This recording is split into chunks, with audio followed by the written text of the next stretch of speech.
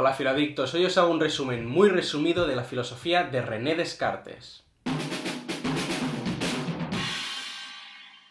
Hace tiempo que quiero tratar de Descartes en este canal porque la verdad es que tengo como muchas críticas para hacerle. Pero hoy os traigo solamente un resumen de su pensamiento que os puede servir mucho a aquellos que no lo conozcáis de nada o a los que estáis preparando la selectividad. Si queréis coger boli y papel, adelante. Os dejaré también en la descripción un pequeño esquema que os puede servir para ordenar un poco las ideas. Así que nada, vayamos al grano. Renato Descartes, padre de la filosofía moderna. Todo su pensamiento está marcado por la búsqueda incesante de la certeza. Esto es clave, el criterio de verdad para Descartes es la certeza, el convencimiento subjetivo, de tal modo que si hay algo de lo que pueda tener la más mínima duda, es mejor rechazarlo y tenerlo como falso. En este punto Descartes está muy influenciado por el esplendor del nuevo método científico, y en especial por la rigurosidad de las matemáticas, que dan resultados exactos, precisos e indudables. Por el contrario, le decepcionan los filósofos, que nunca consiguen ponerse de acuerdo en nada, con el resultado de que la filosofía no avanza y siempre está en el mismo sitio. Por esto propone que la filosofía tiene que cambiar de método y adoptar un método que sea igual de riguroso que el de las matemáticas. Y en este nuevo método de conocimiento va cobrando un papel muy importante la duda. Solo dudando de todo, al menos una vez en la vida, dice, se puede llegar a alcanzar alguna verdad.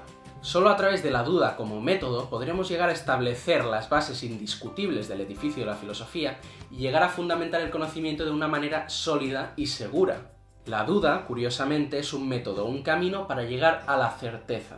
Este método tendrá 4 reglas. Primero, regla de la evidencia. No aceptar nunca nada como verdadero a menos que esté completamente convencido de que lo es. En el fondo se trata de evitar la precipitación en el juicio hasta conseguir la evidencia. El criterio de verdad es la evidencia, o como Descartes lo dice, la claridad y la distinción. Se trata, por tanto, de buscar ideas que sean claras y distintas. Segundo, regla del análisis. Dividir los problemas en tantas partes como sea posible y necesario. Dividir lo complejo en lo simple, precisamente con el objetivo de llegar a estas ideas básicas que sean claras y distintas y que no puedan ser tomadas más que por verdaderas. 3. Regla de la síntesis. Una vez he llegado a lo más simple, tengo que conducir con orden mi pensamiento y ir ascendiendo hasta llegar a lo más complejo. Se trata de ir trasladando la evidencia de lo simple, de lo claro y distinto, hasta lo complejo, por medio de cuidadosos pasos lógicos y racionales, hasta conseguir clarificar y evidenciar lo complejo. 4. Regla de la enumeración. Ir repitiendo y revisando todos los pasos que se han dado hasta que esté completamente seguro de que no me he dejado nada. Así que nada, vamos a repetir otra vez las 4 reglas y así todo el día.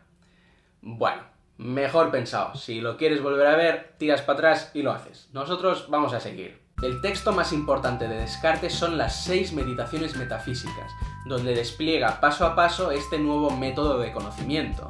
En la primera meditación, Descartes se propone dudar de todas sus opiniones antiguas y empezar absolutamente de cero, hasta encontrar una verdad indudable sobre la que fundamentar el conocimiento entero. Con este objetivo se aparta del mundo y se aparta de todos, se recluye en una habitación y se confía solo a su pensamiento. Por cierto, en el original en latín, opiniones antiguas se dice vetus opinio. Lo digo porque si lo ponéis en vuestro examen, pues vais a quedar bastante bien. En lo que respecta a resultados, la primera meditación es un fiasco total. Descartes no encuentra aquello que iba buscando, no encuentra ninguna verdad indudable. Empieza dudando del conocimiento de los sentidos y se da cuenta de que es que no se puede fiar de ellos. Los sentidos ya le han engañado alguna vez, como cuando mete un palo recto dentro del agua y parece que está roto, o cuando ve a Pedro a lo lejos, se acerca y resulta que era Juana. Por otro lado, tampoco hay un criterio absolutamente indudable con el que distinguir cuándo estoy soñando de cuándo estoy despierto, porque desde luego hay muchos sueños que cuando los tengo me parecen muy reales. Así que los sentidos no pasan el examen de la duda y con ellos se va a la basura el mundo entero, porque no puedo estar seguro de que el mundo que me muestran los sentidos realmente exista. Pero al menos de las verdades matemáticas parece que uno puede estar seguro, ¿verdad? O sea, 2 más 2 siempre va a ser 4. Pero Descartes dice, podría ser que existiera un genio maligno que me engañara y me hiciera creer que 2 más 2 son 4, cuando en realidad son 5. Así que tampoco puedo estar absolutamente seguro de las verdades matemáticas. Si antes estábamos ante la duda metódica, ante la duda que se utiliza como método, esto de ahora es lo que se llama la duda hiperbólica, porque Descartes lleva la duda a su extremo, a su exageración. Vamos, que acaba esta primera meditación y no está seguro ni de que su madre le quiera. A lo mejor por eso se metió en todo este rollo. Pobrecito.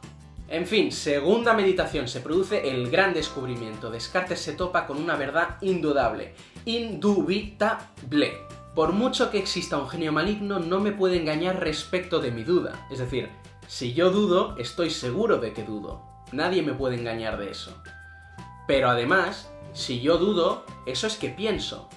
Y además, si pienso, existo. Cogito sum. Yo existo se erige como la primera verdad indudable, el primer principio de la nueva filosofía. Y yo existo precisamente como cosa pensante, como res cogitans, o res cogita para los amigos. Vale, muy bien, yo existo. ¿Pero qué soy? Una cosa que piensa.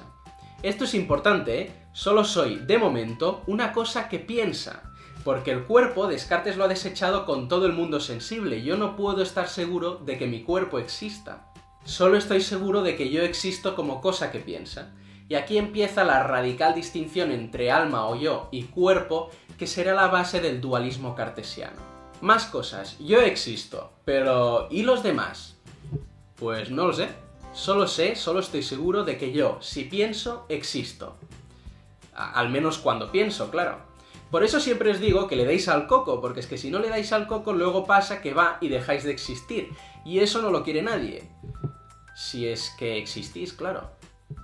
Ahora en serio, la intermitencia del cogito es un problema que Descartes no resuelve todavía en esta meditación. Porque el cogito solo existe cuando piensa. Cuando no piensa, no sé si existe. Solo cuando demuestre en las meditaciones posteriores la existencia de Dios, podrá afirmar que yo existo también cuando no pienso, cuando duermo, por ejemplo. Porque Dios, que me piensa, me mantiene, me sostiene en la existencia. En fin, en la segunda meditación descubro que yo existo, pero todavía no sé si existe nada fuera de mí. Es decir, estoy solo, radicalmente solo. Por eso hay que seguir caminando.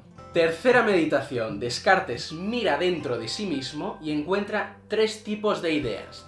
Las ideas innatas, que son las que creo que han nacido conmigo mismo, las ideas adventicias, que son las que creo que me vienen de fuera, y las ideas facticias, que son las que invento o construyo yo mismo, como por ejemplo la idea de Centauro o de Sirena. A partir de aquí ensaya no uno, sino dos argumentos para demostrar la existencia de Dios. El primer argumento dice que encuentro en mí la idea de un Dios perfecto, infinito, y que esta idea no puede provenir de mí, no puede ser facticia, no la puedo haber inventado o construido yo, porque yo soy una sustancia finita. La idea de infinito solo la puede haber puesto en mí una sustancia que sea igual de infinita, es decir, Dios. Dios es, por tanto, la causa de la idea de infinito que yo encuentro en mí, y la ha puesto en mí como el artista que pone su firma sobre su obra. Dios es la única explicación de que yo, que soy una sustancia finita, tenga en mí una idea de infinito. El segundo argumento dice que yo no podría existir si no existiera Dios. Como soy una sustancia imperfecta y finita, no me he creado a mí mismo, y soy consciente de que no he existido desde siempre. Leches, es que no estoy ni seguro de que cuando deje de pensar exista. Es más, si yo fuera Dios, si fuera perfecto e infinito, no tendría la duda, mi conocimiento sería también perfecto. Por lo tanto, alguien tiene que haberme causado. Y ese alguien, si queremos evitar una regresión al infinito, tiene que ser Dios. Dios es, por tanto, no solo causa de la idea de infinito que tengo en mí, sino también causa de mí. Dios es la única explicación de que yo exista. Este Dios que está descubriendo, además, es perfecto y, por tanto, totalmente bueno y no puede ser engañador. La cuarta meditación es como un pequeño paréntesis, y Descartes lo dedica a explicar que cómo puede ser que, si Dios es bueno, exista el error.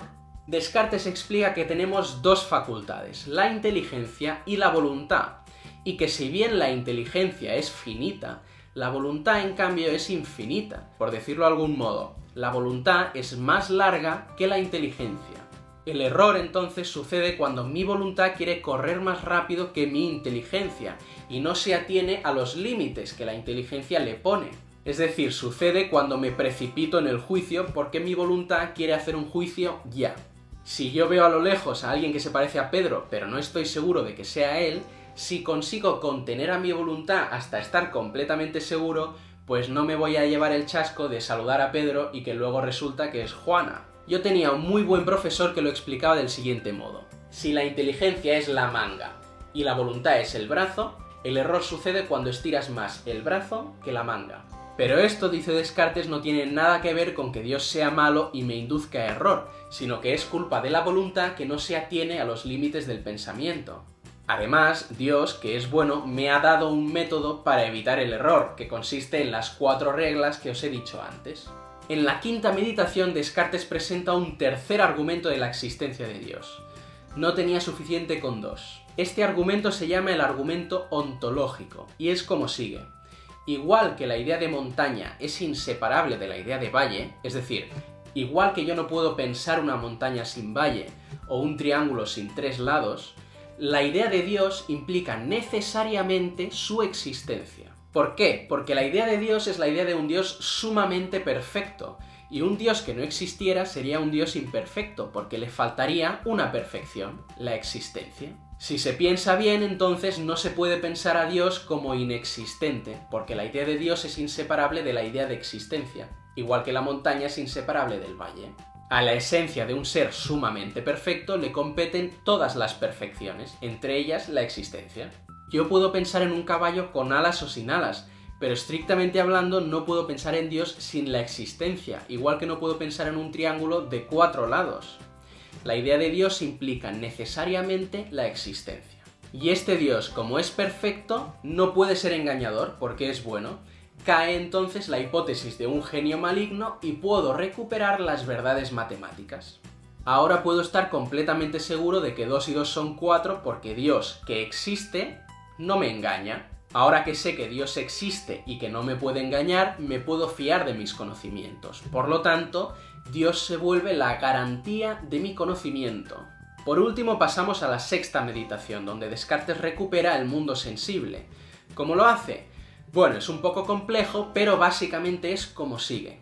Como ya he demostrado que Dios existe y que no es engañador, me puedo fiar de los datos de mis sentidos siempre y cuando aplique el método de las 4 reglas vistas antes. Sería contrario a la bondad divina que las ideas que yo percibo como recibidas de un mundo exterior no se correspondieran con nada real exterior a mí mismo. Como estoy seguro de que Dios no me engaña, dudar de la existencia del mundo externo y de mi cuerpo es exagerado. Una tesis curiosa que enuncia hacia el final de la sexta meditación es que, aunque tengo que ir con cuidado con mis juicios y no precipitarme, en lo esencial me puedo fiar de lo que la naturaleza me enseña, porque la naturaleza, considerada en general, no es otra cosa que Dios mismo, y Dios no me engaña. ¿De dónde se saca Descartes esto de que la naturaleza es Dios? Pues un poco de aquí, de la manga. Pero bueno, lo suyo está en ver que, aunque los sentidos me han engañado alguna vez, bueno, el error no es lo común y además dispongo de un método que si lo sigo a rajatabla me evita el error, y como Dios no me engaña, me puedo fiar de mi conocimiento. Y así, al final de todas las meditaciones, hemos obtenido 3 sustancias. La res cogitans, que soy yo, la sustancia pensante finita, la res infinita, que es Dios, la sustancia infinita, y ahora ha deducido la existencia de la res extensa, que es la realidad material o extramental. La realidad exterior queda reducida, por tanto, a la extensión, y esto dará lugar al mecanicismo cartesiano, porque una realidad reducida a extensión solo puede entenderse de manera mecánica. Esto añade más dificultades a la relación entre alma y cuerpo, que Descartes las está entendiendo como 2 sustancias completamente diferentes. Entonces, ¿cómo puedes explicar que una sustancia totalmente inmaterial e inextensa pueda afectar sobre otra sustancia que es pura extensión? Los animales también quedarán reducidos a máquinas sin vida, en nada distintos de un reloj. Pero en fin, vamos a dejar las críticas para otro día, que hay para un buen rato. ¿Vosotros qué pensáis? ¿Os convence Descartes? ¿Compráis sus argumentos de la existencia de Dios? ¿Cómo sabéis que estáis despiertos y no soñando? ¿Cómo estáis seguros de que vuestra madre os quiere? Y nada, si estás seguro de que te ha gustado el vídeo, no dudes y dale a like, compártelo con esos amigos tuyos que quizás no existen y suscríbete antes de que el genio maligno te convenza de que no vale la pena hacerlo. Y nada, yo me despido que voy a dejar de pensar un rato. Oh, Dios mío, ¿dónde ha ido? Ha dejado de existir. ¿Qué voy a hacer sin él? Pero, un momento, ¿de quién hablo? ¿No estoy acaso solo en el universo? ¿No existo solo yo? Yo y mis ideas, y nada más. Pienso porque existo y existo porque pienso. Pero, si dejo de pensar, dejo de existir. Bien, Pikachu, no dejes de pensar. Piensa en cosas bonitas como el poder mundial, como... Pikachu, tío. Tío, tranqui, que es solo un efecto del iMovie, hombre. Ah, ¿me traes agua?